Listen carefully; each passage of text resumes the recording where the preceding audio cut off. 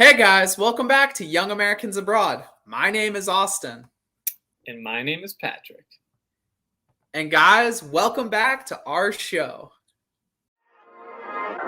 Yeah, we got AVT and PAT. They talking about young Americans overseas. We got McKinney, Pulisic, Reina, and Des. Got that red, white, and blue USA on the crest from England, Germany, from Belgium to Spain. Racking up all the medals on the trophy train. Got one thing on their mind, we're scaling some luck. One day we can say we will win the World Cup. Well, guys, we are back for season 6. And Pat, isn't it great to be starting a new season?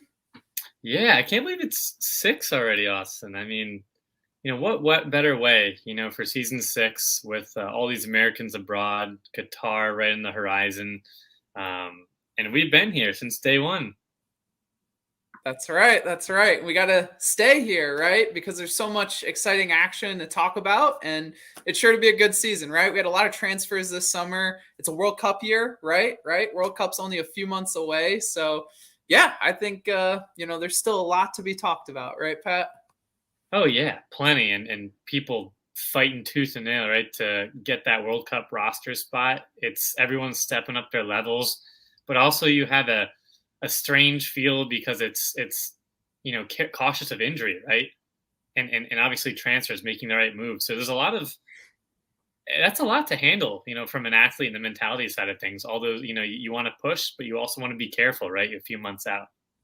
Yeah, it's very true. And I think that's a good segue into our first topic for today, because there's a lot of players who, left it out on the field and really, pushed themselves to the limit this weekend. And, what team, United States of what team is You mean it? United States of Leeds, Austin? That's right. Yeah, that's obviously Jesse Marsh, Ted Lasso, and Brenden Aaronson and Tyler Adams. I mean, gosh, this is going to turn into like 50% Leeds America here on this show, which is awesome. I mean, you heard a lot of talk, chatter, noise, right? Oh, like these Americans coming in, or even the players like, Leeds is going to be, this and that, and come out with a nice 2-1 win over Wolves was fantastic, Austin. The way that they went about it too.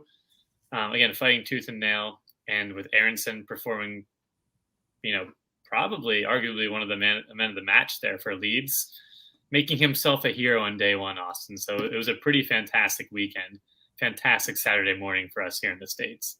Yeah, and we were so excited, right, when he scored that, the second goal for Leeds there. We all thought it was, his goal, right? Perfect cross into the box, great finish there. But upon closer review, right, it was an own goal. So we still want to give it to Brenden, right? We still want to give him that, vindication or just that moment on his debut. But yeah, it was a really great game from them. I know they struggled a little bit to start the second half, and there is some things to work on, right? It's still early in the season, but Brenden Aaronson looked awesome for them. He really was just a pest all over the field.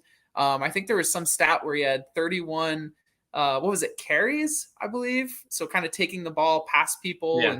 And, kind of shepherding possession. And that was really cool. And then Tyler Adams too, right? He ran, I think, the second most kilometers in a game this weekend.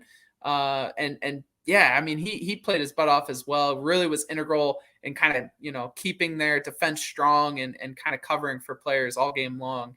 And it really looks like Jesse Marsh has a team around him this year that will play his style, right? We saw at Leipzig where maybe he didn't have the players that really fit the style he was trying to implement. And it was really difficult, right? It didn't bring much success for him. But this year, it looks like the team he has, the players he has, really fit with what he's trying to do. And I think, Brenden Aaronson and Tyler Adams are two big, key players in that system. Yeah, for sure. I couldn't agree more. And it was great to see him, start here strong with a win.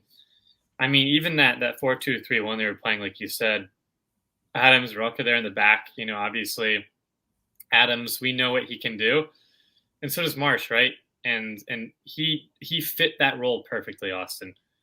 He was locked in there defensively. The second half, he really improved as well. Even when Leeds, backs were against the wall and Wolves were just bombarding them with attack after attack, it looked like Leeds was gassed. But Adams, I mean, with his energy, right, that winning the ball back, not afraid of tackles and challenges, and just looking so calm and composed. You can see like the claps from the fans at Leeds too. They really appreciated kind of the little things he was doing, the dirty work per se, and just again snuffing out those attacks. Being in the right places, and also moving forward, he was able to, kind of play some progressive passes there and get attacks going.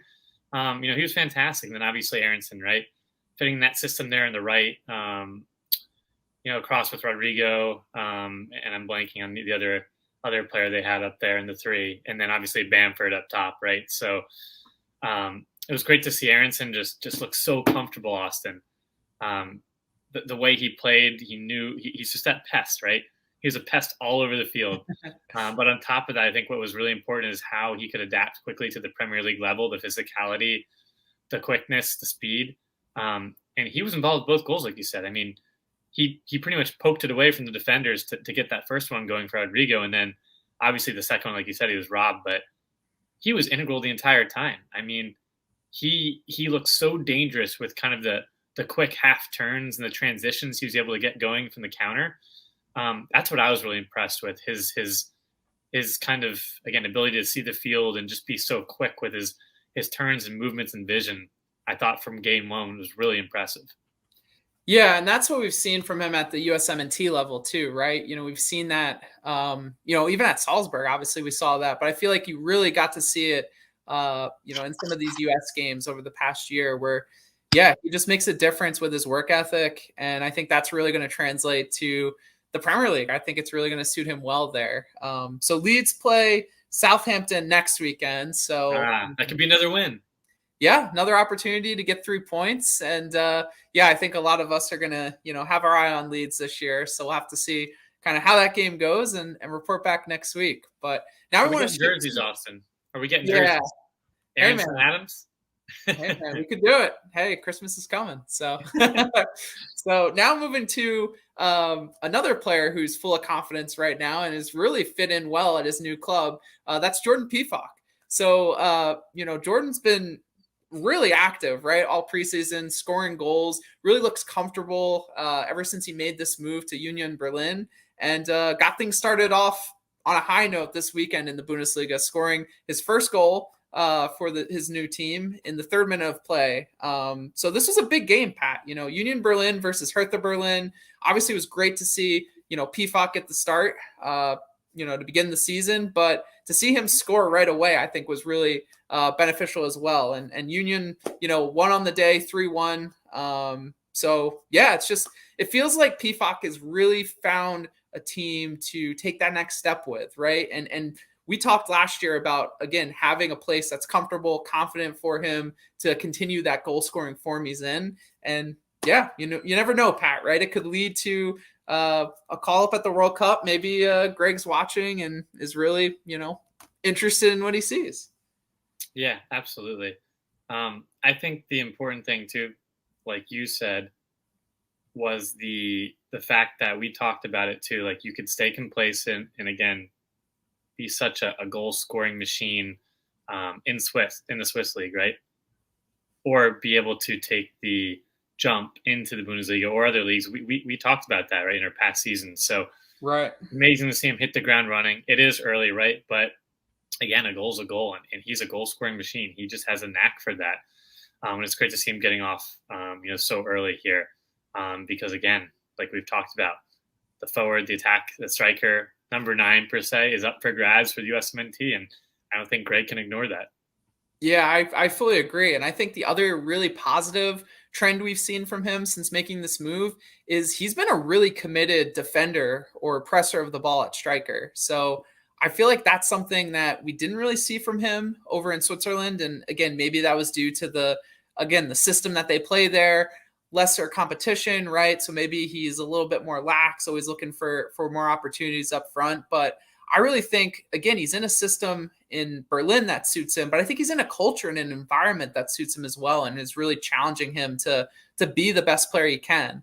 Because I feel like you've seen, at the USMNT level, sometimes his disposition is a little bit like, out of the loop. It seems like he's not necessarily gelling with all the players. And again, I don't think that's I'm not trying to extrapolate a small thing into a big thing. But I think in terms of, again, finding his fit for the USMNT and, again, fitting into Greg Berhalter's system, what's happening right now at Union Berlin in terms of his game, I think is really beneficial to the player he could be for us. And like you said, I think it could definitely warrant a World Cup spot. I think right now he's by far the hottest striker. I think Brandon Vasquez could maybe make a case for that title as well. But in terms of, again, players who have been in and around that camp, I think he's the best option right now for Greg in terms of strikers in form. For sure. And the quick thing I was going to add, not too much to go into this, but yeah, I think you mentioned it too. You saw a little bit of defensive work, and I think one of the criticisms is if Pefok's not scoring goals, are there other areas that some of our other strikers or attackers offer that he can improve in, being maybe more than one-dimensional. So I think you might have seen a little bit more of that from him early on. Yeah, no, that's very true. And I think it'll be interesting to kind of see how the season progresses. Will this be a trend that stays the same? Will he, be able to keep up this goal scoring rate? We'll have to find out. But I think now, Pat, you got a player we want to talk about real quick, or topic that might break your heart a little bit. Yeah, I have to. I know you can see in my terrible setup, guys. I'm temporarily relocating the location, but behind me is a Liverpool scarf. I'm hiding that because Antonee Robinson, Tim Ream, and Full America took it to us in a 2-2 draw. So great for Fulham. They honestly probably deserved more from this game. The way that they played the entire 90 minutes. I mean, they did get up those goals there. But Mitrovic and the rest of the team, I mean, they came out to play. Anthony, Tim Ream leading the back line. I was kind of surprised if Ream started. I know we've seen him not start when they've jumped up to the Prem. But they looked the part. And again, maybe Liverpool's off the pace, but any kind of diagonal Virgil van Dijk was hitting. Alexander-Arnold moving forward just didn't look the same, effective in the final third there. And then Salah, I mean, that was all happening on Anthony's side. And Antonee Robinson looked, again, very aggressive, doing a lot more defensive duties. And you saw him, again, with those elements to be able to spring the ball forward, join the attack, join Mitrovic and some of those forwards. But I was really impressed with his defensive work and be able to lock down some world-class players like that, Austin. So all in all, I know it's a draw. It's a little disappointing for them, the way they played. But, again, Anthony looked fantastic. Yeah, and I think it was cool to see them kind of come out and, again, kind of take it to Liverpool. And I think the really awesome thing about last year for Anthony in playing in the championship, right? It was definitely a step down from that season he had in the Premier League, but I think it really gave him a lot of confidence in his game. And you've seen it translate to the USMNT, right? Like, he has come in this past year and has completely made that left back position his. And I think it really has to do with the confidence he's playing with. He's at times he'll make mistakes, right? But it's about getting up from those mistakes and, again, providing that outlet, especially going forward with his speed, to be dangerous. And again, kind of pick yourself up when you do make mistakes. And I think confidence is huge, and he's really showing a lot of it just, even into this early part of the season. And Austin, that's the best thing you could have hit on. That's fantastic because, I mean, aside from the stats here, 10 recoveries, the 5 clearances, even those long balls. Since we saw him, I think, what was it, when the Saracen era in Philly, I mean, he was kind of being introduced. He was really iffy back then. He was bouncing around the championship bottom end teams after Everton, right? Just think how much growth and development, like you said, that he's had season after season, year after year with the USMNT and club. I mean, this guy is just on a tear, like a trajectory that's just honestly unbelievable from an outside back. I don't think I've really seen such a steady, solid progression, from our pool from that position. So I'm excited. I really think he can continue to elevate his game. He has the tools and tangibles, and you're seeing that year after year. So I'm excited. I think he's in for a really big year. If he plays like that, maybe Fulham has a chance to stay up, or, that warrants some other moves. We saw some rumors linked to Milan, a while back, or some other teams maybe in the Prem higher up might look at him. But I think the fans here in Fulham, the soccer community was very impressed with Antonee Robinson and singled him out over the weekend. Yeah, I'm excited to see, what season he puts together. I think, Yeah, I think Fulham are better suited this year than they were that year they went down. So Oh yeah. it creates a better situation for Antonee. But like I said, we'll keep an eye on him. So now I want to move to our final topic of the day, and it's really kind of one that's heated up recently. And this is Konrad de la Fuente potentially going on loan to a team. So there's a few teams at play, right, Pat? Bayern was the one team that was, I guess Real Valladolid, Deloitte, I don't know how you pronounce it, but they were originally linked with him. Apparently, a deal was on the table, but now it's off the table. Then Bayern Munich was linked to him, but that was supposedly fake. So now there's, I think, 3 or 4 teams that are kind of in the mix for a loan for Konrad, and those mainly being Burnley, Besiktas, Olympiacos, and then I think Gladbach is another one that's been like quasi rumored. So yeah, I guess what do you think about this, Pat? Konrad had a pretty decent year last year. I think it started off better than it finished, but at the same time, it looked like he was, kind of going places at Marseille and had a spot in that team. But now it seems like he doesn't anymore. So kind of what's going on? Yeah, it's been strange, Austin. It seems like Marseille was going to be that place for him, that fit. Again, maybe he wasn't starting day in, day out, but like maybe getting some kind of Pulisic Chelsea-esque minutes and then building back into the lineup. I honestly didn't see this coming. I'm not sure, what's really going on with the final third and kind of the end product and quality. Because we saw some stints there at the USMNT and somebody again that you could see the raw talent was there. Just kind of getting some more game time under his belt, and that's something that he needs. So for whatever reason, it's not happening at Marseille. He needs to be really careful about this next move because some of those teams you mentioned, I told you off camera, Burnley scares me. That's like you said it was like nails on a chalkboard, right? Exactly it. Thank you for reminding me. Yeah, it just doesn't make sense the way Burnley plays. And then I don't know, Besiktas, like you mentioned, you can dive into that. And then Mönchengladbach, and I think Porto is the other one. Seems kind of arbitrary and random. And Olympiacos too. Yeah, Olympiacos might be the better side, but also I don't know. I'm very careful, and I think he needs to be careful about his next move because I think this is a player that's not going to be for Qatar, but the 2026. If he makes the right move and he continues to develop in a place he gets game time, that's the important thing. So I would just hate for him to go somewhere like this and just get lost in kind of the weeds, of Europe. Yeah, and I think that's what it was with Besiktas, right? They just have so many players right now, and they're having troubles, registering them. Tyler Boyd is still a player on their team, which, it feels like forever ago that he was playing for us. So, yeah, I think this is a really interesting development, right? I really thought Konrad was making inroads in France and was in a good spot. And yeah, maybe it's just, the coach doesn't really rate him, thinks that he has some better players on the books. But yeah, these teams aren't the best, right? I mean, there's some interesting opportunities. I think Gladbach would be cool, but like you said, maybe it's too high of a level for him. Maybe it's just not that. Maybe he just needs to go to a smaller team, maybe like an Olympiacos where, he's a bigger fish in a smaller pond. I feel like Malik Tillman to some extent is doing that in Scotland. And I think we'll talk about that a little bit later in quick kicks. That's a good shout. Or Timo went to Celtic, revived himself a bit. Yeah.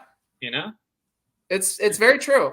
There's a lot of cases, even Haji Wright, right? He kind of toiled around and went down to, Denmark and Sonderjyski and is now doing really well, right, in the Turkish Superliga. So, I think what's important for Konrad is finding a home where he's comfortable, can get the game time he needs, feels confident to play the style and play his game the way he, is meant to play it, and just kind of see where it naturally goes from there. Yeah, I couldn't agree more. I think, it's just you would hate to see him again just kind of stunt the growth and seeing like again not to compare to like a Miazga situation where it just like toiled from loans and just not right moves, and then obviously now going back in the MLS system. But yeah, like you said, it's all about just finding the consistency of the game time.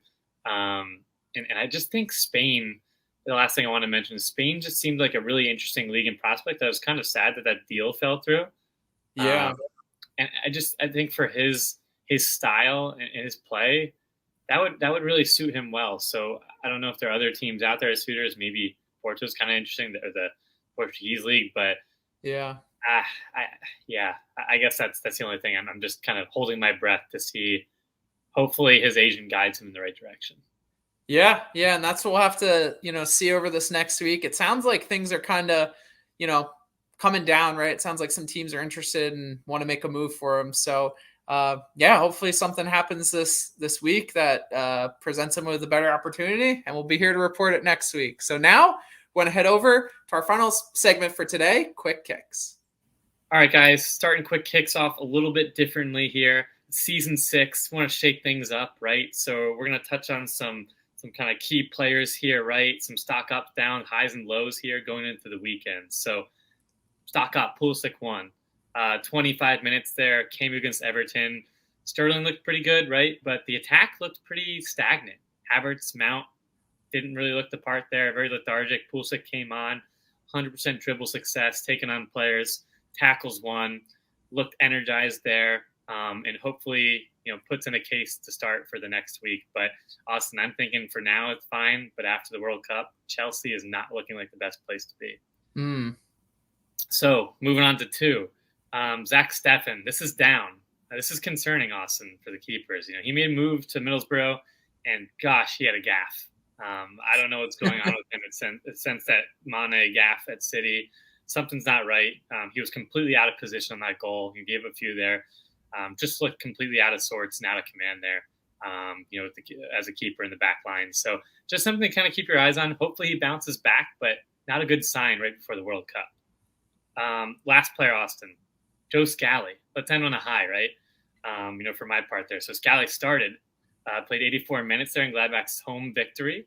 The first one for Daniel Farke there as the Gladbach manager.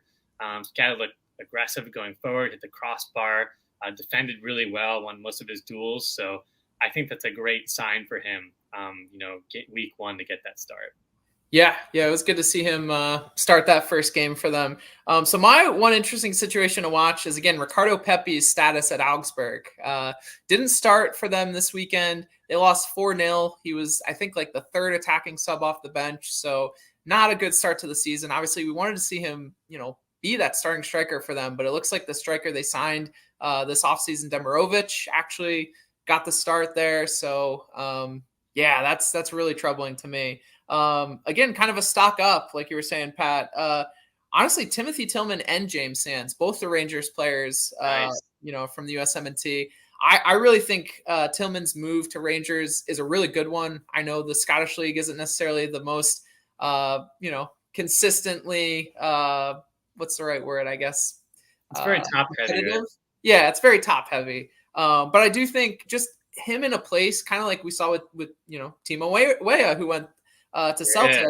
It's going to a league that gives you the freedom to create, try some things, gives you more of that confidence that we talked about earlier in the show. So he's looked good so far, started this weekend, has gotten a lot of minutes. So I really like that move. And then to finish it off, my guy, Valérien Balogun, not USMNT yet, not on our team just yet. Recruit him. Trust the process. And he made a loan move to Stade de Reims this week in Legun. And, this weekend subbed on and scored their only goal in their 4-1 loss to Marseille. Really capitalized off a mistake from a Marseille defender. But, hey, it's his first goal. He's off the mark in France. And I'm really excited to see what he can do in France this season. So that's all for our episode today, guys. Make sure you like this video and subscribe to our channel down below. Don't forget Instagram, Twitter, putting out fantastic content for you all. As we gear up for this exciting season here. It's finally back, right? I think we're waiting on La Liga and Serie A, but make sure to check out all the content here.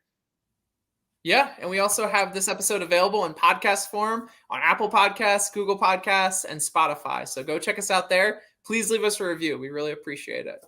So, Pat, season's off to a cracking start. We still have Serie A and La Liga to start up. Some other leagues as well. So, is there anything you're excited to see, kind of, in the next few weeks? Yeah, I want to see Luca de la Torre get some minutes, kill it there. La Liga, Musa kind of cement his place, right? in Valencia and just make his presence known. I think he's up for a big year, Austin. How about yourself? Yeah, those are two good ones. I'm honestly excited. Well, maybe I shouldn't say excited, but I'm interested to see how Serginho Dest does at Barcelona. Ooh, yes. Ooh, I'm Barcelona. not necessarily saying it's going to be a good situation, but I'm hoping for the best. And God knows, that team needs a lot of hope and prayers right now and what's going on. So, but with nothing else to say here, there's only one thing to say, and that is one day we will win the World Cup.